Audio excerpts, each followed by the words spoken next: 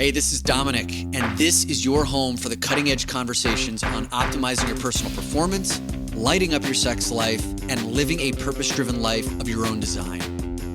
These are the topics that Dominick and I have both struggled with in our own lives and still don't always get right. This is Bryan. Welcome to the Great Man Podcast. In episode number 222 of the Great Man Within podcast, we interviewed Jayson Gaddis, author of Getting to Zero, How to Work Through Conflict in Your High-Stakes Relationships.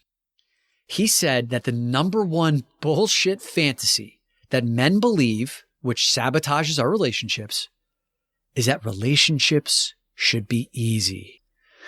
I certainly used to believe that myth, and I can understand why we'd want it to be that way. You bust your ass at work. Some of you bust your asses to be a good dad. You're exhausted at the end of the day. Shouldn't you be able to just relax when it comes to your relationship? Sorry, bro. It just doesn't work that way. Anything worth having requires work to have it. And that certainly includes earning the trust of your woman.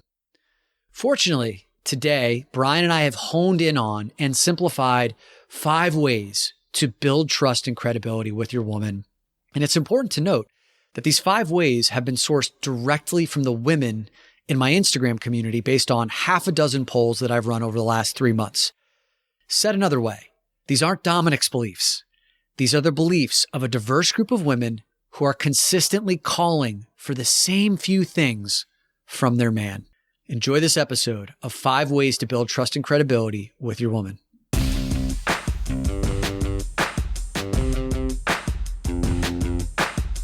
So last week we released an episode for the ladies, and we talked about the 5 things that man needs to be more vulnerable with them in partnership. This conversation is for the fellas, and we've sourced a list of 5 ways that men can build trust and credibility with their woman. One of our most popular podcasts of all time, I still think it's in the top 10, is a conversation that we did with Madeline Moon 2-3 years ago now on 5 ways that men lose credibility with their women. And so we thought that we'd flip that and say, here are 5 ways that you can build credibility and trust with your woman. And by the way, these come straight from the women of our community. I went out on my Instagram account and I posed them the question, she wants to know ... And I asked the women to fill in that blank. She wants to know that. And we ended up getting hundreds of responses, which I turned into Instagram posts. And I plucked the 5 most popular as voted by the women that we can hit here today. There's been 2 episodes that we've done that have been most useful in my romantic relationships. The first one will be no surprise. It was from the Red School and talking about the cycle, the women's menstrual cycle. That's been hugely helpful. But the second most useful one was the one you referenced with Madeline Moon. Mad Moon. I remember recording that at your place. And all 5 things that she hit, I was like, oh my God, I do all of these. All of these. I'm losing credibility. Man. Yeah. I lose credibility all the time. And so now what's been really cool about that awareness that she brought to us and brought to me is I can tell when I'm doing that now. There's not that question. I think one of the most dangerous talk tracks in my head when it comes to being in a relationship is, oh, it's not that big of a deal.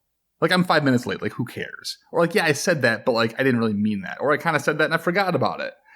And I know we're going to get into the details here about what it means to have integrity and to keep credibility. But that podcast by itself was hugely helpful. So I'm pumped to get into like the actionable states of what we can do.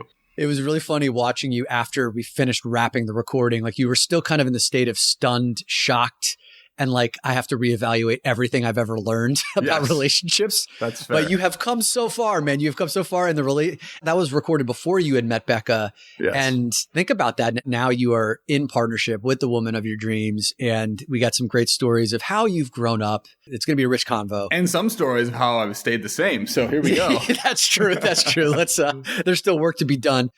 All right. So here's the first one. Number 1, this was a big one. Have a vision for your relationship. Now, here's the post that I created. She wants to know that you have a vision for your relationship that also includes hers, and the confidence to lead with grace, love, and compassion, even when she challenges that vision. Now, here's why this was so important for the women who filled in that blank. They've shared with us that men have visions for all these other areas of our lives. We have visions for what we want in our career, visions for our financial income. We have visions for our physical well-being, visions for our hobbies. But there's this belief that when it comes to relationship, that it's just supposed to work itself out. And they feel dropped in that relationship. And I want to just unpack this post that I put together because it has 3 distinct elements. The first part is even having a vision, right? She wants to know that you have a vision for your relationship so that you've done some thinking around. Are you just going to live a traditional relationship? Are you going to create your own from scratch? Do you want to live together? Do you want to live separately? Do you want to commingle your bank accounts? Do you want to travel half the year? Like all of these things, right? Does one person stay at home? Does one person, do the work thing? So that's the first part of it. The second part is that vision also includes hers. So it's not just your vision that is dominating hers. It's including hers. And the last piece is you have the confidence to lead with grace, love, and compassion, even when she challenges that vision. And she's going to, because she has her own vision for the relationship.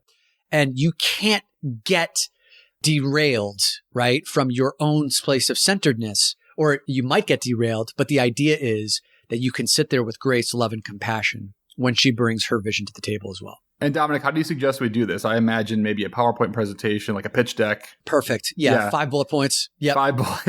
Here's my vision for our relationship. How it's going to be from this point out. Will you invest?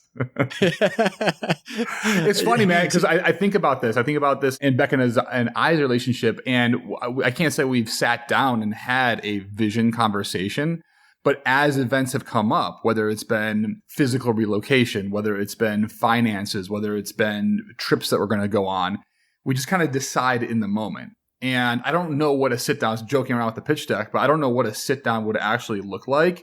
Wait a minute. Sure you do. You have your relationship boardroom meeting. Talk about this. That in and of itself is a vision. The relationship board meeting, which I will talk about in a second, I think is an activity that we do because of a vision we have.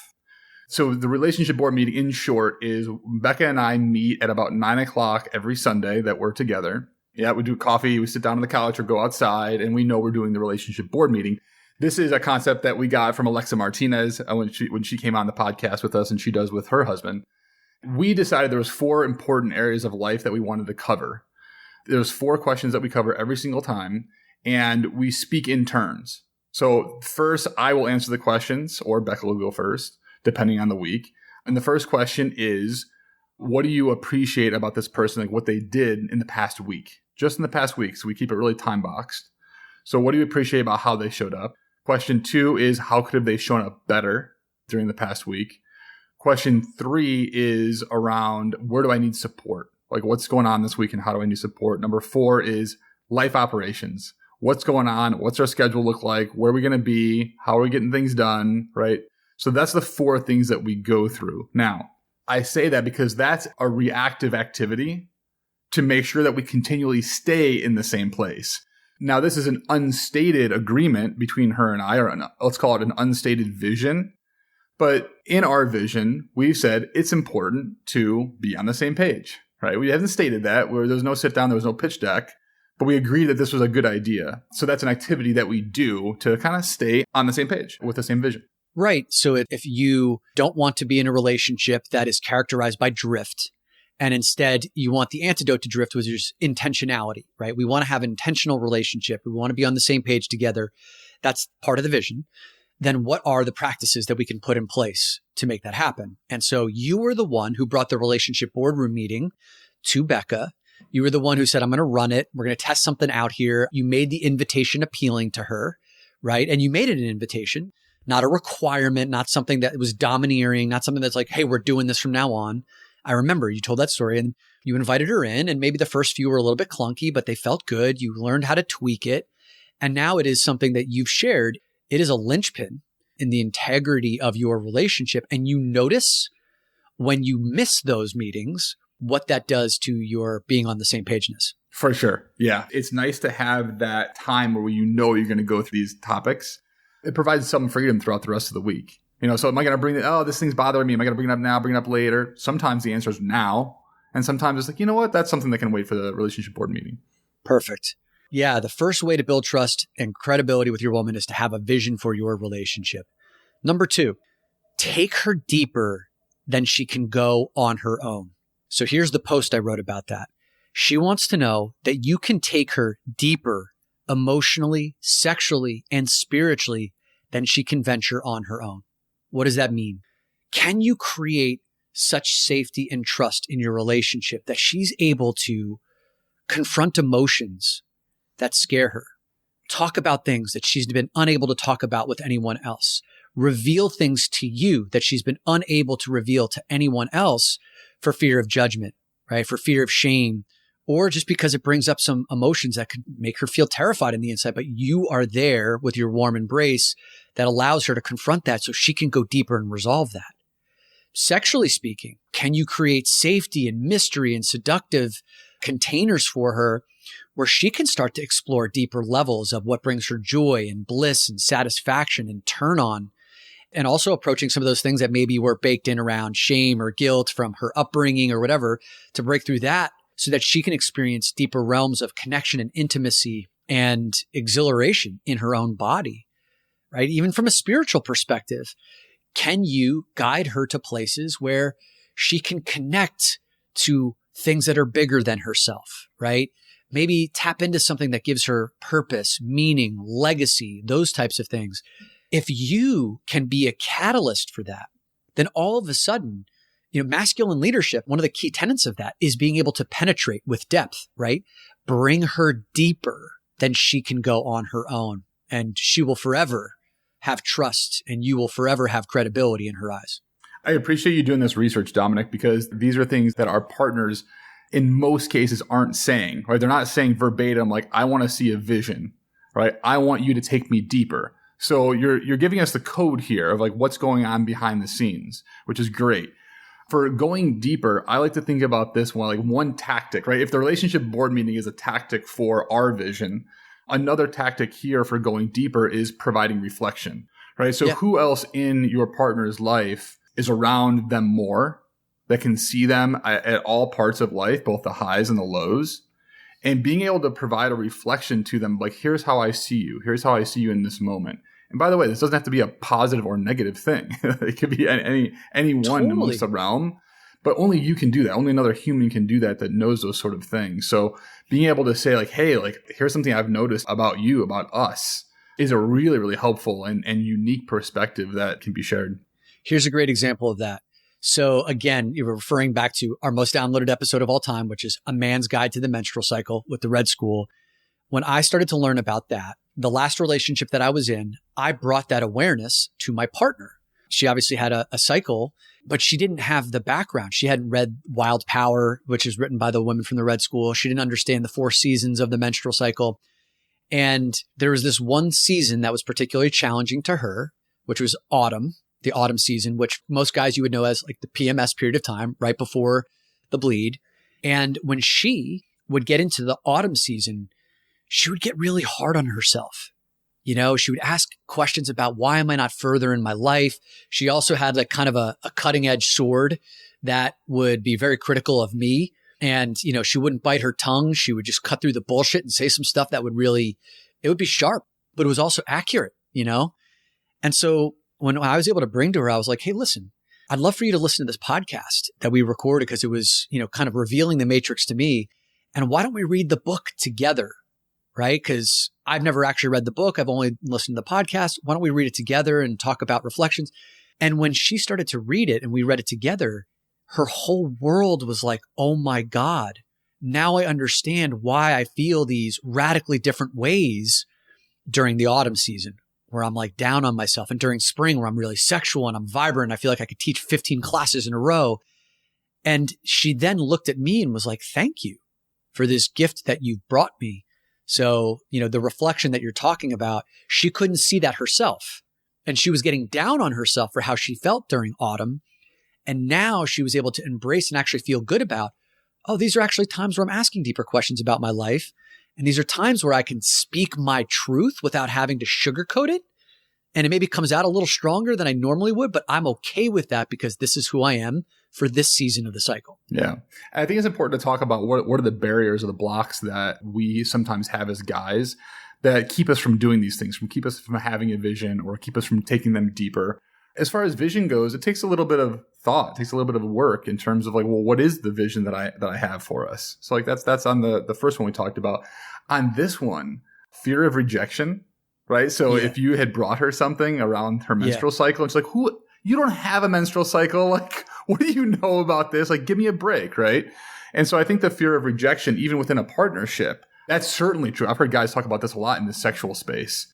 Like, I'm afraid to bring something up. I'm afraid that they might not like this, or we have our routine. So these are all blockers that may come up and things that we may have to push through and be okay with that rejection. Of course. This brings up what may seem like a hard right turn into a completely unrelated analogy, and I'll boomerang it back to what you were just talking about. So when I think about depth, I love looking at football. Like, I'm a huge NFL fan. I love looking at guys like Bill Belichick and Andy Reid, who are coaches that have been in the sport for 50 years. And they're at the top of their sport every year, right? They're the ones who are putting forth the best teams. What does it take to be a man who never gets bored by his vocation, never gets bored or satisfied with something that he's been around for a half a century, right? And still performs at the top of the game? It goes back to, at the masculine essence, you are penetrating, going deeper, trying to find what's the new offensive scheme, trying to find who's the next best player that's coming out of the school that will fit our culture, our vibe. Like, they're always calculating and always figuring out the ways that they can continue to fall in love with the game and perform at the highest of levels. The thing that makes that work is the fact that they're always up against top tier competition. They are always up against rejection and failure. They want it that way because it sharpens their sword. Always. They know the game that they've signed up for. Does it require energy? Does it require investment of time and attention and focus and heartbreak? You better believe it. But it's worth the payoff. And so the way that I'm looking at relationships is quite similar. I used to be the guy who wanted to have sex with 1,000 different women. But then I love this concept of, why don't you have sex with one woman 1,000 different ways, right? Because inside of every woman, there's 1,000 different, millions of different components, compartments, movements, her flow, her energy. And if I can take her deeper to discover those portals inside of her that have yet to be unlocked, not only does she fall in love with my ability, I become the beneficiary, right? We both become the beneficiary of going deeper together. We hear from feminine humans often that they only reveal a portion of themselves because that's all they feel is safe, that we as masculine humans can only handle so much. Mm-hmm. And so if we just take that at face value, we take that as truth, that we're getting 10%. Right? We got a lot of work to do. We got a lot of opportunity to really explore and allow that to come up. So we may not have the KC versus Patriots, right? Versus whoever it may be. But we do have our partners in front of us that have a lot of depth, that are willing to open up and go there. But we gotta provide that sanctuary to do that. I love that. And that idea of the 10%, that should be really exciting if we only know 10% of that person, because that means that there's 90% left to explore, which means anytime we get bored in a relationship or we hit a plateau, which is inevitable, those things happen, then it's like, okay, there's still 90% out there or 80% that's out there that I've yet to discover, just like these coaches, right, who hit the plateaus in certain areas of their life, but they're still after it 50 years later, learning and finding new levels of depth. It's a catalyst. Boredom and plateaus are a catalyst for what can I discover next. Yeah. Gay Hendricks likes to say, as a psychologist and big relationship coach, he likes to say that if you're bored in your relationship, there's probably not enough truth being spoken. Boom. Love that. Okay. So that's the second way to build trust. Take her deeper, then she can go on her own. Here's the third way. Know how to restore integrity when you fall out of it. I'll read the post and then we'll define what integrity means here. She wants to know that your word is your bond so she can relax into the container of trust. And when you fall out of integrity, you have the awareness to name it, the courage to own it, and a plan to restore it. And I know you've got a couple of stories that you want to tell here. And so to define what we mean by integrity, we're not talking about from like a moral standpoint. We're not saying, are you a good human being? Or are you a bad human being? The best analogy I've ever received around integrity is I got this from the Landmark Forum.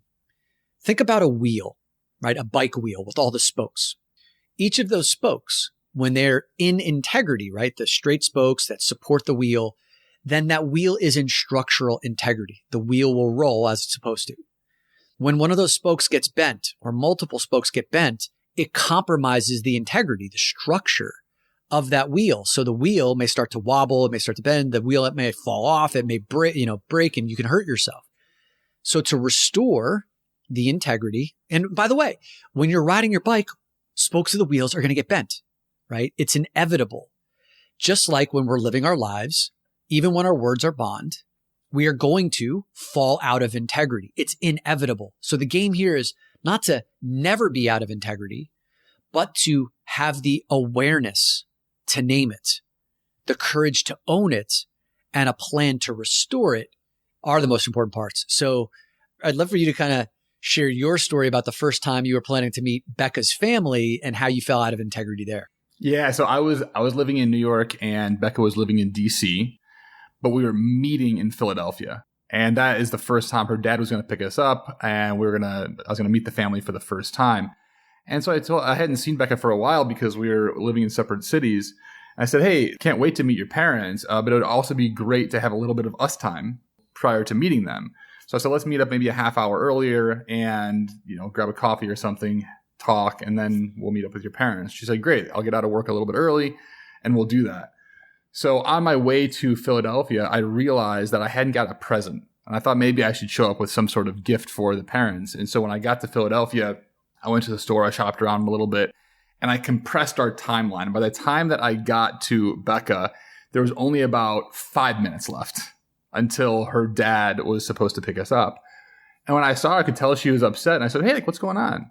And she's like, you told me you were going to be here 25 minutes ago so that we could get together. It was your idea, and you didn't. And at the time, I said, well, understood, but I had to get a present, other priorities. So in my head, I had made a new decision. There was a new priority, which was like, get the gift, like be the good guy. You're meeting her parents for the first time, but failed to communicate this.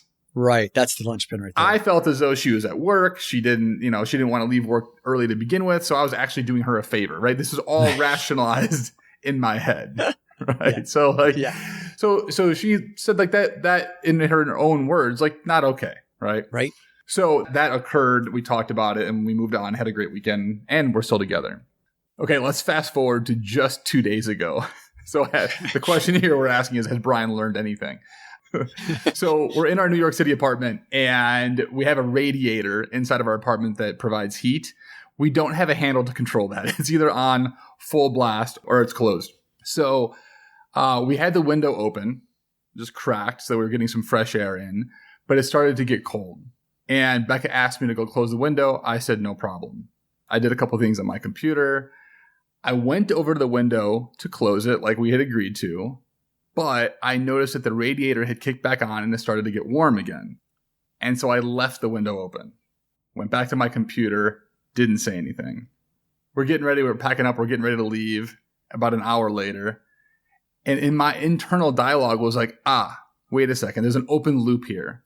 And I said, hey, Beck, I want you to know that I remember we talked about me closing the window. I didn't do that because when I went over there, I noticed the radiator was back on. It was starting to get warm again. I know I committed to doing that. I just wanted you to know that was my thought process. How do you feel about it? That last part, that how do you feel about that is so important. Like if you left that out, right? And you just left it at, here's the decision I made. And then you just like wipe your hands clean. Yeah. That could have gone a very different way. Right. Exactly. Because because we had an agreement, right? As small. Right. And this is why when we talk about integrity, we're not necessarily talking about huge things. Are you cheating on somebody? Are you not cheating on somebody? We're talking about the minute, little tiny agreements that we make, commitments that we make, and keeping to them because it matters every single time. Now, if I didn't say anything to Becca and I just made that decision, the chances of her seeing that window open and being like, hey, Bryan, like, what the heck? We agreed to this. Like, why? She probably wouldn't have done that. But she would have felt it. She would have like, oh, there's another instance where Bryan said he was going to do something and he didn't do it. And that's how we lose credibility over a period of time. And there may be another window open at a future date, 3 or 4 or 5 down the road, where all of a sudden her belief structure starts to go like, I can't trust this guy. And so that's where it starts, right? And so just bringing it up. So that was an agreement that I didn't meet, a commitment that I did not meet. But to restore that, to come back to it and say, hey, like, this is why I made this decision. That's been a huge lesson for me inside of this relationship of like not just going rogue and making my own decisions for my own reasons.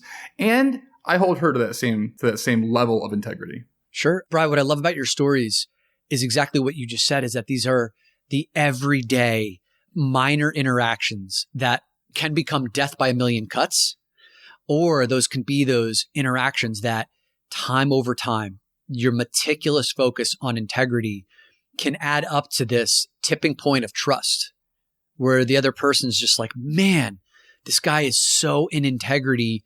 He always delivers on his word. And when he changes his word, he comes back to me and says, here's why I made the decision. How do you feel about that?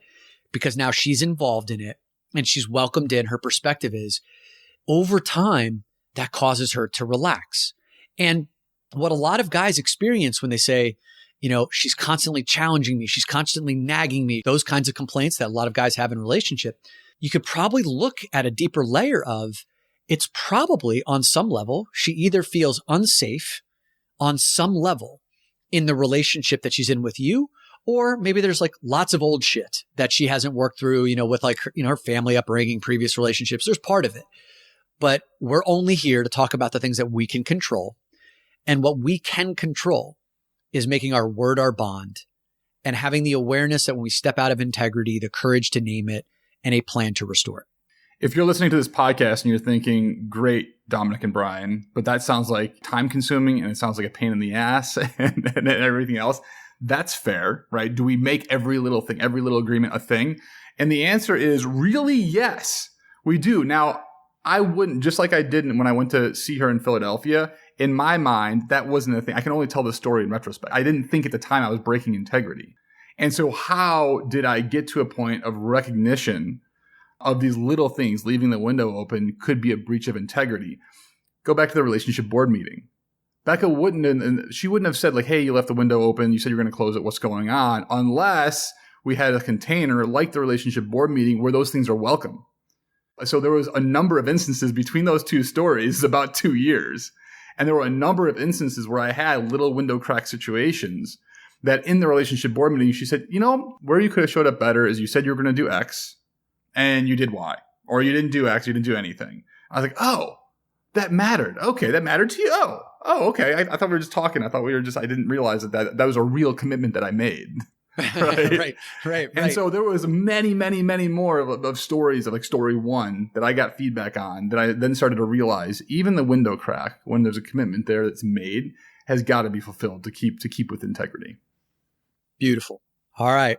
The fourth way to build trust and credibility with your woman. This one's big. This one also burned up my Instagram.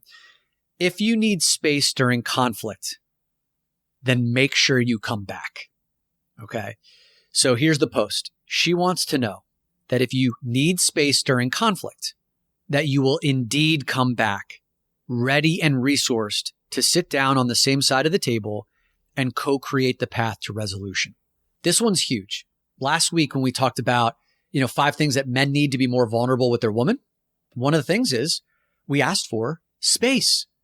When we are in an emotionally challenging situation, sometimes our emotions can become so electrifying inside of us, it can overwhelm us. It could feel like our circuits are frying and we don't want to say something that we can't take back or do something that we can't undo.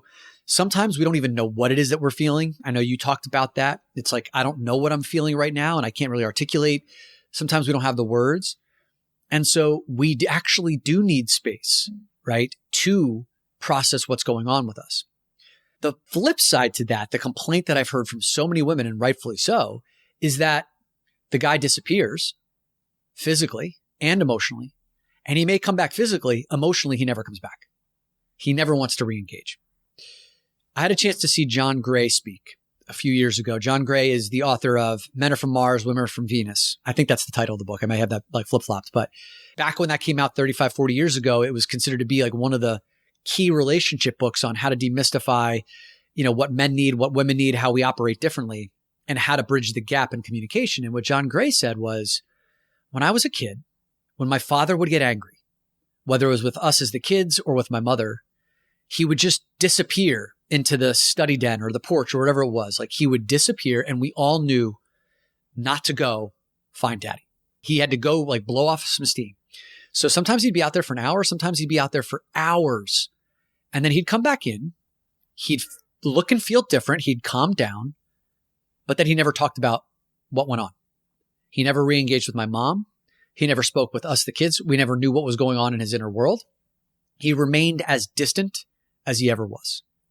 And so that doesn't solve the problem, right? It maybe avoids a nuclear meltdown, but it doesn't get to the underlying issue. And so everything gets swept under the rug. The resentment still is there. The frustration's still there. The lack of intimacy and connection is still there. The Grand Canyon-sized gap between the two inner worlds. So what women are calling for is, listen, if in that moment where you're getting emotionally triggered or your body's shut down and numb and you can't communicate, it's okay to move away, but don't make it an escape. Make it an intentional process of, I'm moving away to get relief, to calm down, or to find out what's going on inside of me, with the intention of coming back ready and resourced to sit down on the same side of the table to co-create the path to resolution. For any guy that's been in a situation before where they feel that anger, let's use that emotion that starts to feel overwhelming, I'm about to explode, and you didn't explode, you walked away, I want to say congratulations. That is a great and a really important first step to learn, and also not an easy one. To disengage instead of to escalate is not an easy lesson to learn. So that's great. But there's a step 2 to this, right? The big lie, the block here that a lot of guys run into is that, well, time heals all wounds. And that's just not true. And so when we go away, we have structures in place. We have tools that we can use to help process and for us to understand our inner world so that we can then explain our inner world to our partner. And Dominick said we sit down and we co-create the path together. Well, what are we doing in that time period? Our job is only to explain our inner state so that we can communicate and start from there so that we can co-create. So what do? We walk away from the situation, and I can tell like a couple of the tools that I use. Breath work. Yep. Meditation. Why? Yep. Because I need space. Like I need to sit down. I need my biology to be different. I need to move from like a fight place to like, let me a rest and relax state. I need time to do that. That takes anywhere between 6 to 1,000 breaths, right? Like depending on the situation. Yep. I need meditation because I need space. I don't necessarily know what's there. So I want to see what comes up. What's really bothering me here? What is the emotion? What's the intelligence in the emotion, right? I have men's group where I can process this stuff. That's and so huge. it can come out more refined. But the key is in all of this is to see what I find and then come back to my partner and explain what I found, right? Huge. That's the first step in this co-creating the solution together. If I did all that and then didn't come back, nothing's been resolved, right? My partner is still in the same wondering state. And when is this going to come up again? And the relationship hasn't moved forward. And here's the thing that I can promise, that it will come up again, right? It 100%. Will repeat itself over and over and over again. What you're bringing up is so important, Bryan, about what are the processes and what are the communities that you have at your disposal when you go away to process this stuff, right? This is where if you're a lone wolf without any practices, you're going to go away and you're going to wait for the wisdom. You're going to wait for the insight. You're going to wait, and it's not going to come because you don't have the tools, like you said, to calm the nervous system, right? The breath work takes me out of fight or flight and it gets me back into a more resource state. Meditation allows me to see and to feel at a deeper level, what are the emotions that are coming up inside of me, right? We practice emotional fluency, the ability to feel a feeling, name that feeling, be present with that feeling without reacting to it, and then to come back and express that feeling. That's emotional fluency. That's why we do all the work in the masterminds around training emotional fluency for these kinds of situations. And then also having, like you said, a men's group, trusted confidant of guys who can actually hold space for these kinds of conversations, who don't machine gun spatter you with advice, but can actually get you to the root of what it is that you're feeling to help you communicate that. Think of how different that is from John Gray, the author of Men Are From Mars, Women Are From Venus. His father, what he had was a porch. He went into the porch and then he came back, maybe calmed, but everything else, all of the muck, all of the anger, all of the resentment, all of the frustration, all of the distance still existed. Nothing got resolved. That is a life that is very different than the life that you've just described with the tools and the communities that you have at your disposal. Okay. We're at our fifth and final way to build trust and credibility with your woman. And this is one that I personally love because I got a story that goes along with it. You're willing to trust her intuition, even if it conflicts with your logic. So here's the post. She wants to know that you can trust her intuition and turn down the volume on your logic, if only for a moment, and place your faith into the unseen. This one may be a little bit difficult for a lot of guys to wrap their minds around, right? Because in our minds, logic, reason, rationality dominates. And intuition is something different. It's much more quiet than logic. It can be a whisper. It's rooted in faith.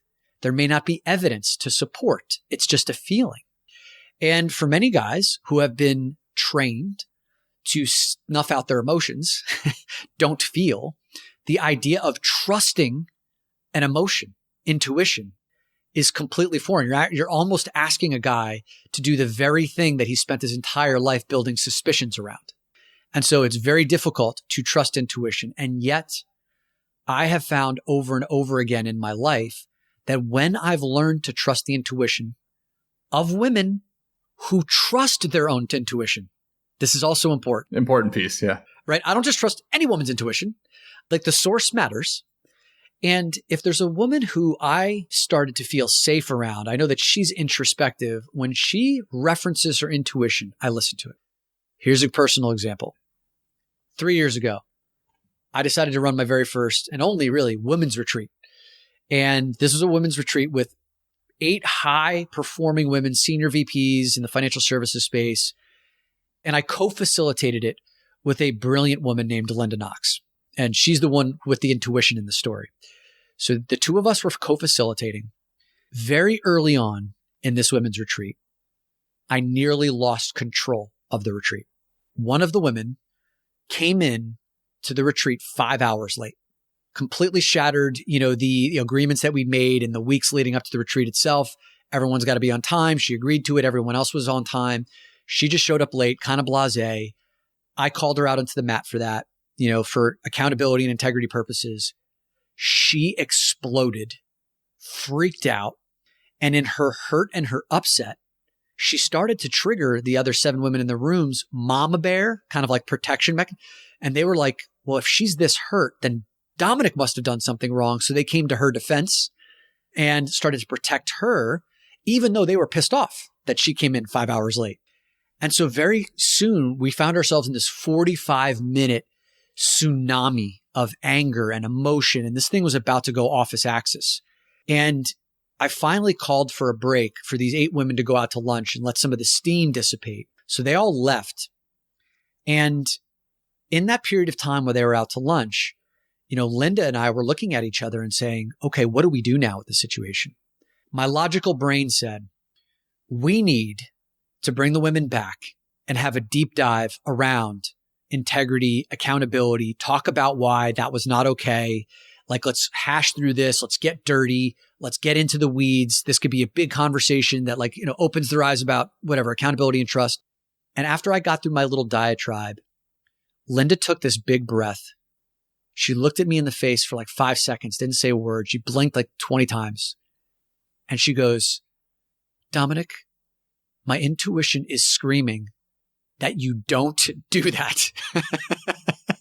And I kind of slapped me silly for a second. I was like, okay, what does your intuition say? She's like, these women came here for the theme of this immersion was to design the next decade of their lives, right? These women want to know what the next 10 years of their lives are going to look like. This thing, if we go into it, it's going to be heavy. It's going to be angry. It's going to be the opposite of what they came here for. I have this strong feeling that we will lose total control of this group if we go down that path.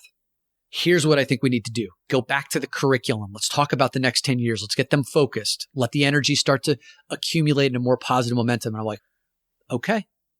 And the thing that allowed me to say, okay, even though I didn't have like the logic, I didn't have like the evidence, I noticed that my nervous system started to get calmer. I tapped into Linda's, like she was so grounded and so present in that moment, and I could feel her conviction. So I said, I'm going to follow that. And I did. When the women came back in the room, it looked like they'd spent the last hour and a half at lunch talking about how shitty of a person I was. Like they were upset, like they were not in a good place. And had I tried to go down that path, it would have gone off. Instead, I did exactly what Linda said. What ended up happening was we built the momentum, the trust back. The one woman, who I had to call out for integrity purposes, she ended up leaving the retreat, which was a gift. She couldn't handle it. The other 7 women stayed in. And at the end of that weekend, I had 7 glowing testimonials, like raving testimonials about the weekend, the workshop, the women, my leadership. And if I didn't trust Linda's intuition, everything would have been sunk. I'm convinced of it. That feminine intuition, it's not always easy. I'm glad you said the part about the source matters, the person who you feel safe around. And I think it's fair to say that with our partners, that if we believe that their intuition is safe, we can have fun with this. What you were talking about here is a work relationship, and you're talking about really high stakes. I mean, you've got a weekend retreat going on. People have paid money for it. In our partnerships, in our romantic partnerships, we can have a lot of fun with this. We as guys can ask for their intuition. As simple as this. Sometimes it's great to be that masculine presence and be like, I made dinner reservations. We're going here. In other cases, it's a lot of fun of like, we're walking down the street. What are you feeling right now? Like which restaurant like looks good to you? Something that the feminine has that the masculine just is not as good at is they can perceive, they can pick up so many little things all at one time. Yep. Becca has this amazing ability to sit on the couch and be able to watch a show and do work on her computer at the exact same time. I can't do Bryan cannot do that. I can't even come close to doing it. I have to focus on one thing at a time and go deep in those things. And I'm built that way, and that's okay. But women can pick up all of these things. There's been all kinds of studies done on multitasking and like who's better at this. And the feminine are used to having to like take care of the kid, take care of the house, take care of the job, take care of all these things. They're just really, really good at it. And so I have found it fun in my relationship to bring some moments of like, where's your intuition at? Like, what are you feeling right now? What looks good to you? Great, let's go there. Now, logically, I could say like, no, that's a bad idea. And here's why, right? And that happens. But these lower stakes situations can be a lot of fun place to start when it comes to trusting intuition. 100%. And what we're not saying is when you trust the intuition that it always, quote, works out, like that always works out the way that you want it to. What we're talking about, though, is over the course of a lifetime, instead of just exclusively relying on logic, to praise this ability, to shine a light on this gift that your woman has around intuition. And she may not be totally confident relying on her intuition, right? Because that's been beaten out of many women in our society, right? We vilify emotion and we deify logic, especially if like she's working in a male-dominated environment. So she may not even be confident in her intuitive abilities, or maybe she's just supremely confident. You know, based on the woman that you're with. But if you can start to play with it and invite it to lead, like you were just saying, Bryan, every so often, it's like, hey, what does your intuition say we should do this weekend? Or, you're at a stoplight. Do we go left or do we go right? Like, let's go on an adventure. Where do we go? What are you feeling? There's no wrong answer here. Let's just play it. And the more that can become a part of the relationship, and it's almost like the Star Wars reference of, the force is strong within you, right? And it is like, when, I don't know if it was Obi-Wan or Yoda who spoke to Luke's force, he needed that spoken to multiple times for him to believe it. It's the same thing with the woman's intuition. The more that it's praised, the more that it's welcomed, the more that it's allowed to kind of get out and breathe and drive the car, the stronger it becomes, the more adventures that are available. And for me, sometimes it feels really good to just be led in that respect because it takes me to places that I wouldn't go on my own. And this brings us back to the second topic that you brought up, Dominick, around taking them deeper, right? So this is a great way, like allowing that intuition to be seen and to be released and to take us on those adventures that you're talking about. What a great way to take our partners deeper. Beautiful. All right, man. So a quick summary of the 5 ways to build trust and credibility with your woman. Number 1, have a vision for your relationship. Number 2, take her deeper than she can go on her own. Number 3, know how to restore integrity when you fall out of it. Number 4, if you need space during conflict, take it. Just make sure that you come back physically and emotionally. And number 5, cultivate the willingness to trust her intuition, even if it conflicts with your logic. It's call to action time, fellas. What are you doing to build emotional fluency in your life? Emotional fluency are these 4 steps of being able to feel a feeling, name that feeling, be with that feeling without reacting to it, and then having the ability to express and communicate that feeling. Today, Bryan and I talked about the importance of, if you need space during conflict, that you can take that space to process what it is that you're feeling with the ability to come back fully resourced and ready to sit down on the same side of the table to co-create a solution. But if you are walking away during conflict and you don't have the tools to feel your feelings, to name what it is that you're feeling, to be with it without reacting or punching a hole in the wall or completely shutting down, and if you don't have the ability to come back and then to communicate and express what you're feeling to co-create a solution, then there's going to be a lot of gap between your inner world and the inner world of your partner. What are you doing to build that practice? You've spent your entire life shutting down and suppressing those emotions and those feelings. It's going to take time. It's going to take practice with other men for you to feel those feelings again. So as I've spoken about many times in this podcast before, if you're ready to step forward and do that work, come check out the Digital Mastermind. I put a link at the top of the show notes that has all the information about the Digital Mastermind. There's a 7-minute video that gives you everything you need to know about what the work is that we're doing here, who's a part of the group, and the investment and the time commitment. And if that is calling to you, then you have an opportunity to schedule a one-on-one conversation to explore whether or not you're ready to step forward to do this work with a group of other men around the world who are learning emotional fluency as well as becoming the great man inside of them. And again, that link to the Digital Mastermind is at the top of the show notes.